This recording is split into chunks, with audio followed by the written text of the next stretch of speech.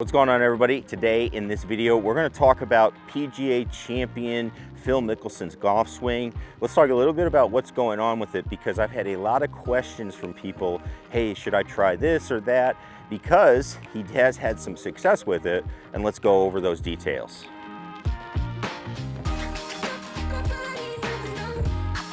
Hey everybody, Scott Hogan coming at you. We are here at beautiful Inwood Golf Course. We're out on the range, got some nice weather finally. We're gonna start talking a little bit about hitting some hellacious seeds, or what we saw Phil Mickelson do at the age of 50, basically 51 years old, last week at the PGA Championship. So I think it's something to really look at, because it is the longest golf course in the history of major championship golf. And hey, I mean, the oldest competitor ever to win a major won at that golf course. I think there's some things to take note in the golf swing. All right, so let's talk about his swing here. Phil's swing. Why can he swing it so fast at the age of 50? Now, one thing I do want to point out, Phil works heavily with the Titleist Performance Institute, TPI. They are big time using AMM 3D motion measurement, which is going to be a bunch of sensors and wires that they put on. So Phil has done a great job of learning his body throughout his golf swing. But the other thing that he really works on is he uses a lot of athletic traits in his golf swing. So the first one being for Phil in his swing is he uses his hands probably better than anybody in the world. Okay, he uses the fact that his hands are unbelievable. And if you want speed, your hands have to supply speed. We've learned that through these 3D motion measurement captures that are out there. Now, what does Phil do that he uses to make his hands work? Well, if we look at Phil's golf swing, okay, and I'm going to be the righty version of Phil. Phil is somebody that when he brings it up to the top, what Phil actually does is with his lead hand, so his right hand, he actually brings it up and he gets this wrist to extend, okay, at the top of his swing. That's partly why his swing is massively long when he brings it back. He gets a lot of backswing, okay? He has a very long backswing. Now, that can be good, it can be bad. Now for him, I think it does lead to him being a little bit inconsistent in his golf swing, but I think he doesn't care, because he just wants to have good weeks where, hey, when I need it, I can play really good and win a major. So he's going to get his hands up here and he's going to get this wrist extended. And then what he's going to do as he comes down in his swing, he actually tends to extend it a little bit more. So when you watch Phil swing, the club face is actually coming down extremely open. Now, I think he does that a little bit by design, because he does have fast hands. He's going to not want to hit a hook. We saw him battle that occasionally at Kiowa Island, where he hit some inopportune hooks. That can happen. But what he's then going to do is bring it back down, and then he is the king of getting his wrists to fire through. If you see his swing as it's coming down, he's got it down here, and then he whips his wrist through into his finished position. That move right there, where he is maximizing his ability by getting the face open and then whipping it through with his wrists going from here to here, that gives him the ability to hit the ball with a massive amount of speed. Speed that I don't think you're going to see a lot of other players have, okay? Or they're going to have to work a lot harder at it. Now, he does this. Does it lead to issues with maybe some timing? Absolutely. It's going to make you a much more handsy player.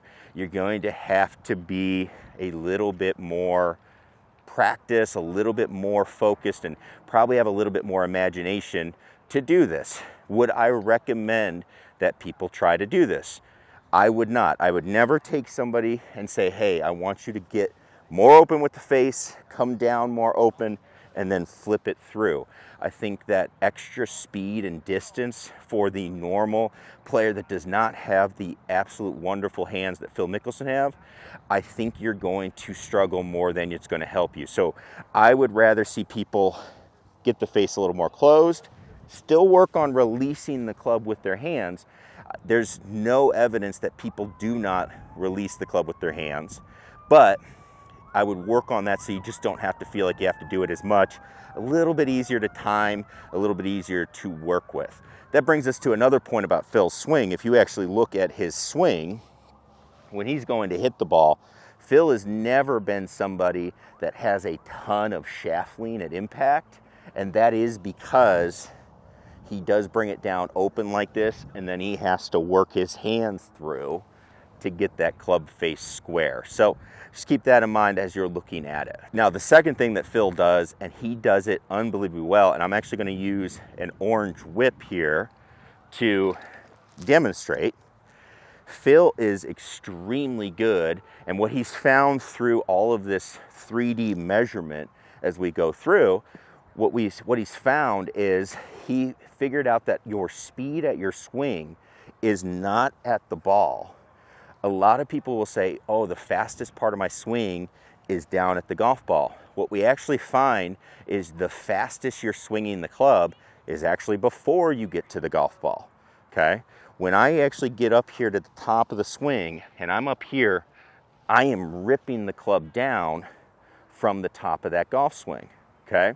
You might have saw Phil as he was working on his swing, he was bringing the club back, and in his practice swings, he was feeling this arm get long. That's something that Phil can struggle with, is he does not get this arm long, and that would make it a lot harder. An already difficult to time swing, even harder to time it. So what we see Phil do is he gets up here and he works on getting it long so he can pick up more speed and make it just a fraction more consistent throughout it. So a drill that you'll actually see Phil do, and he does it with these orange whips, he gets up here to the top and he stops. He gets completely stopped, and what he does then is he whips it down from the top of the swing. And what that lets him feel is he has to get the club and he has to get the whip going as fast as he can, working its way down. So he's up here whipping it down. We actually saw Rory McIlroy using a similar device, working on exactly the same thing, and he has a new swing coach and he's trying to get his swing back. He's working on very, very similar things. So that is a great thing to feel, is when you're getting up here at the top, you have to feel that speed from the top, get it as fast as you go, and then the swing will cruise into the ball with all that speed. Again, we've done testing. They have all this technology. Phil has realized that the fastest part of the swing is right through here, and it actually isn't going all the way through the ball. I think that's always a misnomer that we see with instruction is, hey, you're going to pick up that speed all the way through. You don't. Now, if we put this back into the golf club hands, okay, so what we're looking at here is when I have this club, what I see a lot of people doing as they're trying to swing the club is they get the club up here and they're thinking, all right, I've got to lag the golf club. So they start thinking, lag it, get your hands ahead. The problem is, and that's what Phil does, Phil fights that. He is doing that, but he does not want to. And what you see from Phil's swing is Phil is going to bring it down, and then what happens is your hands will stall and cause you to flip, okay? That's why Phil has always been a massive high ball hitter. He never really hits the ball low. The one time he really tried to hit it low at Kiowa, he hit a terrible shot in the water. Phil is always going to be a high ball hitter because of that. That's why it was such a shock that he won the British Open. But what he wants to do is minimize that need to flip as much as he can. I don't think he's ever going to get away from it. I don't think he wants to. He's 50 years old, remember. But if we can keep that club wide as we're coming down, again, you can still throw your hands, get a lot of speed with your hands, but you just don't have to do it as much, and it's going to be really difficult to time, all right? So this is a talk about Phil Mickelson's golf swing. it's interesting to break down. I get tons of questions about it, so I want to make sure we talk about it. But the one thing I would say is, should you try to do what Phil does? I don't think so. I don't think it's something that's going to help the everyday player. The one bonus I would say, Phil's 50 years old, playing as good as pretty much anybody, and he's had very minimal injuries throughout his career. I think you can't ignore that, but at the same time, you have to put in how much are you practicing. Phil says he plays 45 to 36 holes a day. That's stuff you have to think about when you're going to have a swing like that. That's what it takes to play at that level with these types of moves. So consider that for the swing. Think about maybe is there some things you can add, but wanted to answer some questions